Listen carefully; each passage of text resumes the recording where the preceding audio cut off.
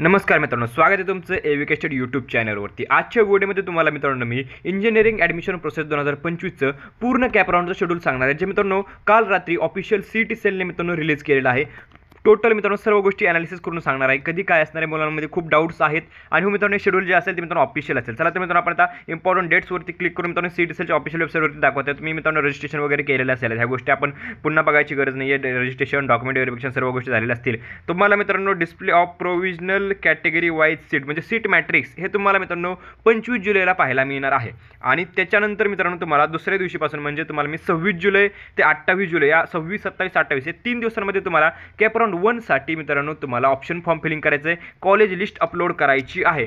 त्यानंतर तुम्हाला 31 जुलैला मित्रांनो त्याचा रिझल्ट पाहायला मिळेल, कोणतं कॉलेज अलॉट झाले ते तुम्हाला पाहायला मिळेल। त्याच्यानंतर मित्रांनो 1 ऑगस्ट ते 3 ऑगस्टमध्ये ते तुम्हाला कॉलेज कन्फर्म करायचं आहे का, अपलोड करायचं आहे, फ्रीज करायच्या गोष्टी करून तुम्हाला सुद्धा त्या 3 दिवसांमध्ये तुम्हाला रिपोर्टिंग करायचं आहे, त्या कॉलेजवरती जाऊन त्याचं ॲडमिशन कन्फर्म करायचं आहे। म्हणजे मित्रांनो 1, 2, 3 या 3 दिवसांमध्ये तुम्हाला ह्या गोष्टी करायच्या आहेत। त्यानंतर मित्रांनो तुम्हाला display of vacant seats for cap round 2 4 तारखेला तुम्हाला मित्रांनो कॅप राऊंड 2 साठी किती जागा शिल्लक आहेत ते समजणार आहे। त्यानंतर मित्रांनो तुम्हाला 5, 6 आणि 7 या 3 दिवसांमध्ये कॅप राऊंड 2 साठी कॉलेज लिस्ट अपलोड करायची, ऑप्शन फॉर्म फिलिंग करायचे।